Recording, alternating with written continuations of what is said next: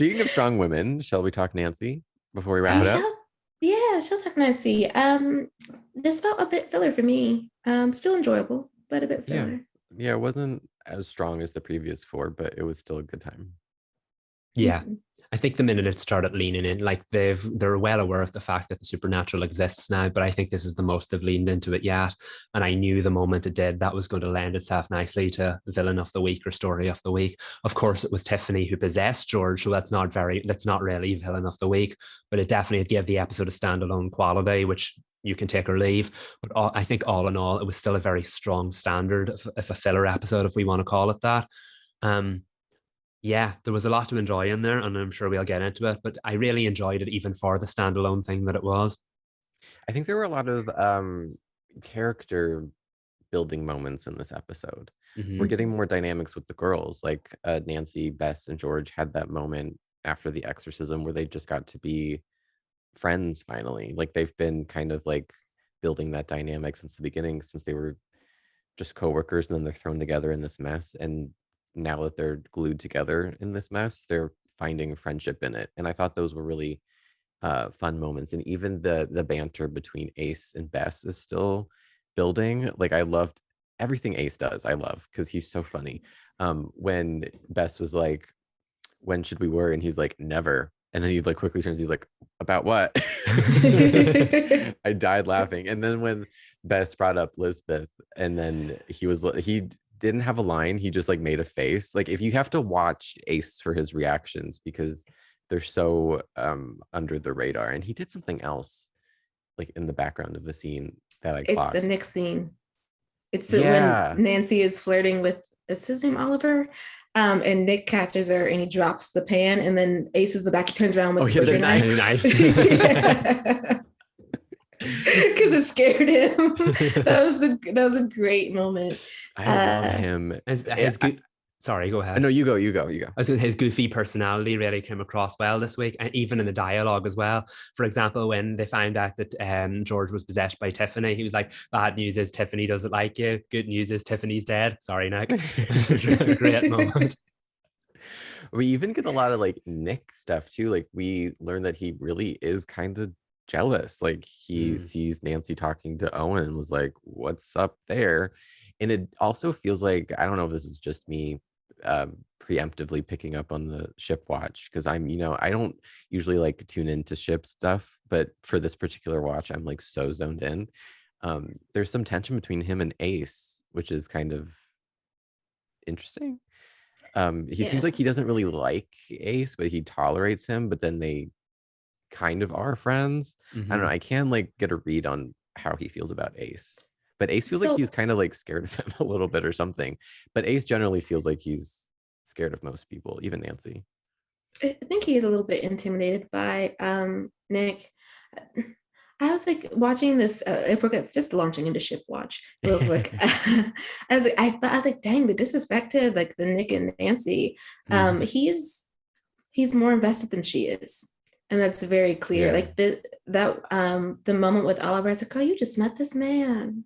Why are we like flirting in front? Well, Nick wasn't in the room yet, but like it was clearly she was vibing, and I was Mhm. like, not with the new Marvin. You're not. Like, what are you doing? She has And then she tunnel does the same with vision on Ace. these missions and these mysteries that she kind of, everything else is secondary. And she's like, I'm gonna flirt with this man to get some answers. I don't care what Nick thinks. He just has to trust me, and he doesn't. He does. One, I think he probably really shouldn't. I think their relationship, like, if I was not aware of Nick and Nancy, deteriorating, I would. This seemed like the writing on the wall, like the beginning of the writing on the wall, because her interest. Not to say she doesn't care about him. It is very clear that she cares a lot about Nick. I don't think she's ready to be settled into a serious relationship, which is completely fine. So that's probably going to have the talk they're going to have. But you can also see that the long game is Ace, because there's that moment when they're all discussing everything and she's Mm, standing incredibly yeah. close to Ace, and it's the way that they're looking at each other, Mm-hmm. and he seems to be in tuned to the things that she's saying. And I was like, space needs to be here, and space is not here. But also you could feel that you have a connection that's going to start coming up in the story.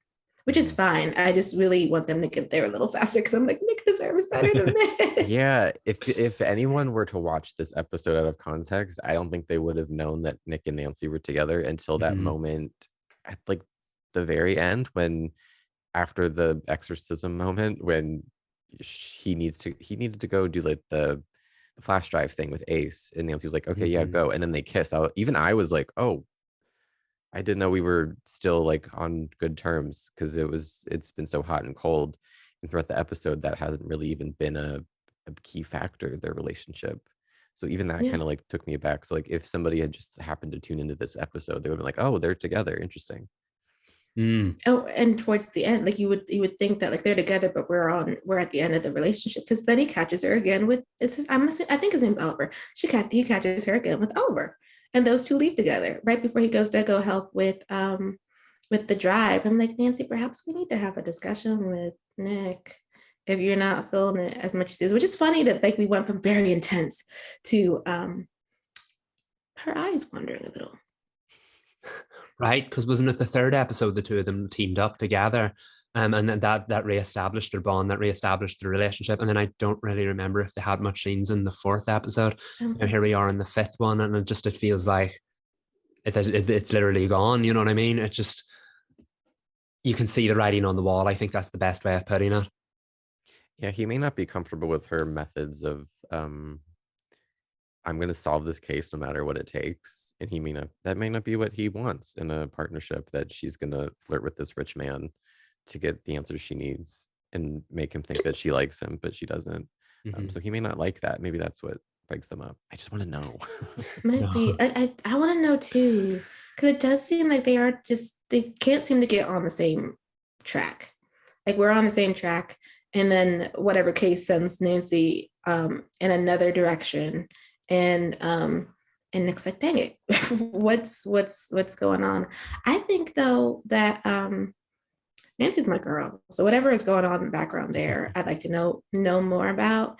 I do think it's interesting how much the show just allows her to be, her. You don't really get a lot of female leads where, I don't want to put this, where they're not shamed. She's not shamed for the way that she goes about solving her mysteries, getting her information, prioritizing herself. It's just, we just need to have a conversation with Nick. And that's about it. Her and Mr. Oliver do have chemistry though. They do. It's there. Nick's not reading. He's not just projecting. It's clearly there. Yeah, when he walked into the claw, I like sat up, because I was like, they're not going to bring a man to the claw wearing a tight white shirt if he's not important. So I was like, what's happening? This is going to be an important scene. Somebody's going to have eyes for him. Who is it? Yeah. I was like, who's he got chemistry with here? And then there was none in that scene. And then when he ran into Nancy in the kitchen, I was like, oh, here we go. And he immediately helped her. Like, we just went to go get her a shovel and everything. She's like, you want to be helpful? And he was like, yeah. And I was like, what do you want? Because why are you being helpful with Nancy? Yeah, it feels like he helped her break the law. Like, you can't just like go to a school and dig up their time capsule, can you? I don't think so. I don't think you can do like, that. Someone had to see that. Like, they got an excavator. Like, you can't just hide an excavator behind the sheet and be like, nothing. I know. That part was so interesting. I mean, it felt a little bit like plot coming in, because maybe they'll tell us what his connection to her is. It just, I was like, why are you being so helpful already? But he was involved in something, right? They found the paper with his name on it. Yes, It has something to do with the files on Tiffany's computer that they opened. Mess. I know. Which means that Nancy's going to lean harder into the charm once they dull her. Then Nick's going to want her to leave him be. Yeah. They're not going to agree. Oh, wait, he called Nancy, right? And she declined it. Okay, yeah. That's right. Yeah. Interesting. But the whole George situation was fun this episode. George and Tiffany, just because it gave the actress the ability to like stretch and do a lot. I also loved, again, I love her mom.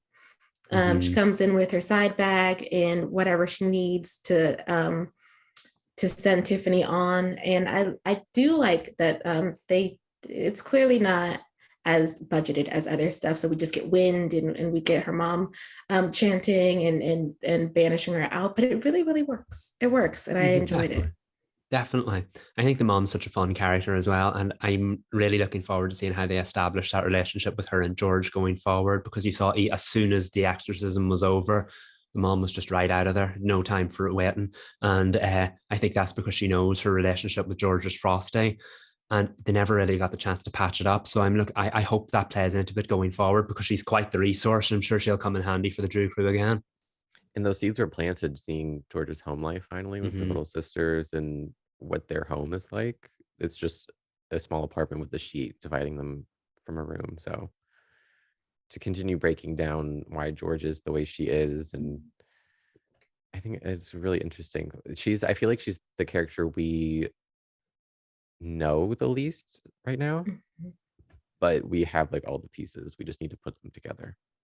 Yeah. And then there's that great voiceover from Nancy where she says that George is the breadwinner and her mom's not really an adult. And then you get to see it. And I don't know if they'll tell us this later or not, but is it me or are all the girls named after the men she might have had a child with? See, I clocked that too, but I Yeah. wasn't sure what the namesakes were. I kind of liked it for subverting like gendered names. Mhm. I liked that aspect of it. George, Ted, and Charlie. I loved it. So I hope maybe even if it's just like a throwaway thing that like, oh, her mom decided to name her daughters traditionally male gendered names, I'll accept it, but I would like a little bit of backstory.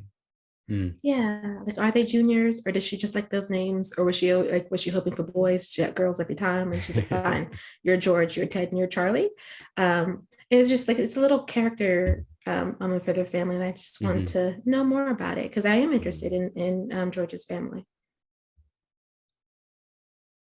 Is there anything else in this episode? Earlier I said it was filler, but I meant less so of it being a standalone and more so that it's clearly building story. Like it's a episode built to set up plot that we're going to get later, and those always show themselves. They're always a little bit of a tell, and it's not that they're not good. It's just they're never up to the standard of the previous episodes, and that's fine.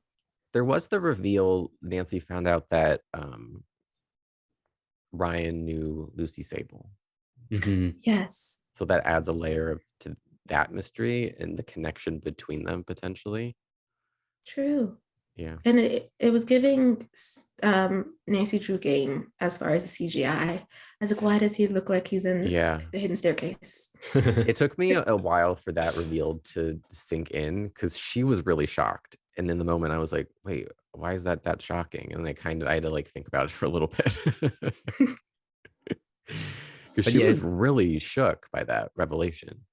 She was. And it was the episode ender. So I was like, let me sit here and think about this for a sec. And that's just because that would tie Ryan to two women who died under mysterious circumstances. And it does feel, and both, I said, was it when we watched the pilot, that both of those could have been episodes of the week's kind of stories, and yet they've both now dragged on in a very, very good way. So it's now you're starting to see, it is like a real mystery. You're starting to see the pieces of the puzzle come together. And I feel like Ryan's the first real thread they have. So I think that's what it was getting at, whether it was the cliffhanger. Because I know I was like, okay, it's Ryan. Why is this a big deal? And then I was like, oh, okay. Now he's been involved, well, closely tied to two potential murders.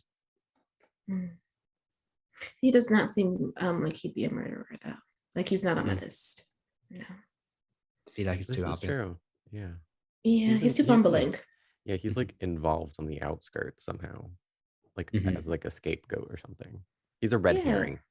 Yeah. Ooh, love that. Potentially. Yes. I don't know anything about the season, so not a spoiler.